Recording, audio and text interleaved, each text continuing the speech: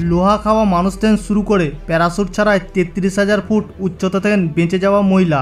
আমাদের আজকের এই ভিডিওতে আমরা জানাবো এমনই 4 জন অসাধারণ মানুষের কথা যারা চিকিৎসা বিজ্ঞানকে অবাক করে তুলেছে।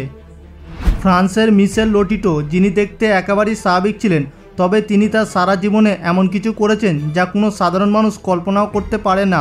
হ্যাঁ, তিনি পৃথিবীর একমাত্র ব্যক্তি যিনি লোহা খেতেন। কোনো সাধারণ আকারের লোহা নয়, বরং ধারালো টুকরো। তার বয়স যখন 9 বছর তখন তিনি প্রথমবার লোহা খেয়েছিলেন এবং মাত্র 16 বছর বয়সে তিনি জনসম্মুখে এই কীর্তিকলাপ সম্পাদন করতেন।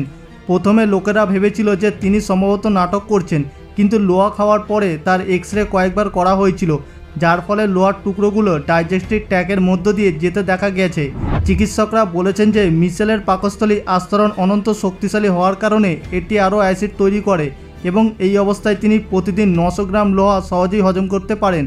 তার জীবনে তিনি একমাত্র জনসাধারণের উপস্থিতিতে 18টি বাইসাইকেল, 15টি সুপারমার্কেট ট্রলি, 6টি ব্যান্ডেলিয়ার্স, 2টি বেড, 7টি টিভি সেট এবং 500 মিটার স্টিলের চেন এবং একটি সম্পূর্ণ উড়োজাহাজ খেয়েছিলেন।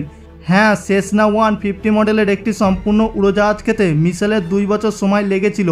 তার লোহা খাওয়ার উপায় হলো সে প্রথমে এটিকে ছোট ছোট টুকরো করে তারপর মিনারেল ওয়াটার বা জলের সাহায্যে গিলে ফেলে। ওনার কথা মতে প্রতিদিন 900 গ্রাম লোহা খাওয়া ওনার জীবনে কোনো প্রভাব ফেলে না এবং শেষ পর্যন্ত এটি করে তিনি সামান্যতম সমস্যায় পড়েনি। গিনিস বুক মিশেলকে অদ্ভুত খাদ্য খাওয়ার বিশ্ব রেকর্ড দিয়েছেন।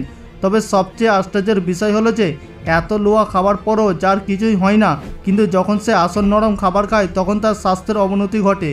1997 সালে তিনি লোহা খাওয়া বন্ধ করেন এবং মাত্র কয়েক বছর পর তিনি চিরতরে এই পৃথিবী ছেড়ে চলে যান। চিকিৎসকরা তাদের ক্যারিয়ারে প্রথমবারের মতন এই ঘটনাটি দেখতে পান এবং চীনা মহিলার মাথায় ছাগলের শিংয়ের মতন শিং গজাতে থাকে। চীনের হেনান প্রদেশে ঝাং রুইফাং নামে এই 101 বছর বয়সী বৃদ্ধা তার পুরো জীবন খুব সাধারণভাবে কাটিয়েছেন, কিন্তু 100 বছর বয়সে তার কপালে একটি শক্তপিণ্ড দেখা দিতে শুরু করে। 1 বছরের মধ্যে এটি আশ্চর্যজনকভাবে ভিতরে একটি 6 সেন্টিমিটার লম্বা শিং তৈরি হয়। শুধু তাই নয়, কপালের অপর পাশেও এইরকম আরেকটি শক্তপিণ্ড উঠেছে। চিকিৎসকরা বলছেন যে এই শিংটি একই উপাদান দিয়ে তৈরি যা থেকে মানুষের নখ তৈরি হয়, কিন্তু চিকিৎসা বিজ্ঞান এখনও বুঝতে পারেনি কিভাবে এই ছাগলের শিংয়ের মতন আকৃতি মানুষের কপালে দেখা যায়। 1985 সালে কাইপ ওয়ার্নিং নামে এই লোকটি এক অদ্ভুত ভাইরাস দ্বারা আক্রান্ত হয়। এই ভাইরাস ওয়ার্নিংয়ের স্নায়ুতন্ত্রকে আক্রমণ করেছিল এবং তারপর থেকে সে তার মস্তিষ্কের নতুন স্মৃতি সঞ্চালন করতে পারে না। এই রোগকে ডাক্তারির পরিভাষায় বলা হয় অ্যামনিসা।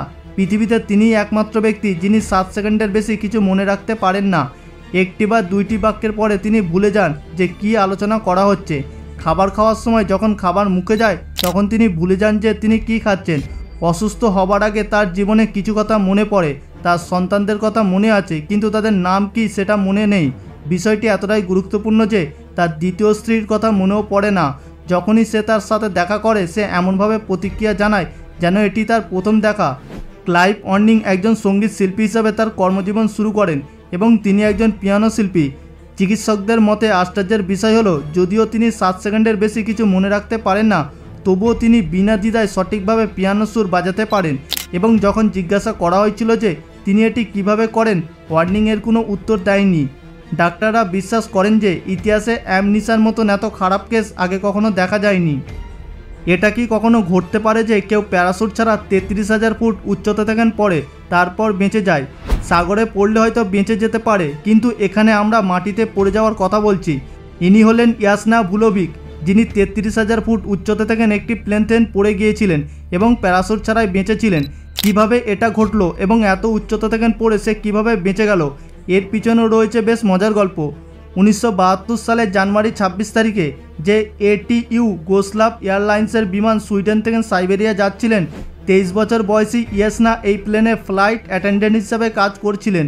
মাত্র 8 মাস এই কাজে ছিলেন তিনি। সেই দিন আসলে তার ছুটির দিন ছিল, কিন্তু ইয়াসনা নামের আরেকটি ফ্লাইট অ্যাটেন্ডেন্টের সাথে তার নাম মিশে যায় এবং ভাগ্য তাকে তার ছুটির দিনও ডিউটিতে নিয়ে আসে।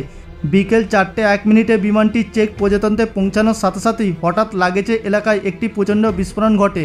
এটি একটি বোমা বিস্ফোরণ যা বিমানটিকে 3টি টুকরো করে ফেলেছিল। এই সময় বিমানটি সর্বোচ্চ উচ্চতায় উঠছিল 33,000 ফুট উচ্চতায়, তাপমাত্রা মাইনাস এবং এত উচ্চতায় অক্সিজেনও নেই। বিমানটির টুকরো টুকরো হয়ে যাওয়ার সাথে সাথে কেবিনের চাপ কমে যায় এবং ক্রু সহ সকল যাত্রী বিমান থেকে ছিটকে বের হয়ে যায়। ইয়াসনা সৌভাগ্যবান ছিলেন কারণ তিনি বিমানের পিছনের অংশ ডিস্ক ট্রলির পিছনে আটকে গিয়েছিলেন, যার কারণে তিনি লো প্রেসার জন্য আসতে পারেনি। বিমানের পিছনের অংশ দ্রুত নিচের দিকে যাচ্ছে এবং তিনি ঘন ঘাস এবং বরফের উপর পড়েছিলেন। সম্ভবত এই কারণে ইয়াসনার জীবন রক্ষা হয়েছিল। এই গল্পে শুধু একটি কাকতালীয় ঘটনা ছিল না, আরও অনেক ছিল। যে ব্যক্তি ইয়াসনার চিৎকার শুনেছিলেন তিনি একজন অবসরপ্রাপ্ত চিকিৎসক ছিলেন, যিনি উদ্ধারকর্মীরা আসার আগে ইয়াসনাকে প্রাথমিক চিকিৎসা দিয়েছিলেন। এই দুর্ঘটনায় ইয়াসনার শরীরের প্রতিটি হাড় ভেঙে গিয়েছিল। তিনি প্রথম 3 দিন কুয়ায় ছিলেন, কিন্তু আশ্চর্যজনকভাবে 10 মাস পরে তিনি তার পায়ের উপর ভর দিয়ে উঠে দাঁড়িয়েছিলেন। চিকিৎসকরা বলেছিলেন কাকতালীয়ভাবে দুর্ঘটনার সময় ইয়াসনার রক্তচাপ কম ছিল, যা তার হৃৎপিণ্ড ফেটে যাওয়া থেকে রক্ষা করেছিল।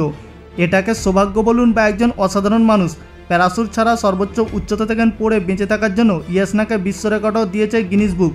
দুর্ঘটনার পর 43 বছর জীবনযাপন করার পর ইয়াসনা 2016 সালে 66 বছর বয়সে স্বাভাবিক মৃত্যুবরণ করেন। বন্ধুরা, আশা করি আমাদের আজকের ভিডিওটি আপনাদের ভালো লেগেছে। যদি ভিডিওটি ভালো লাগে ভিডিওটিকে একটি লাইক করে দেবেন এবং সকলের সঙ্গে শেয়ার করে দেবেন।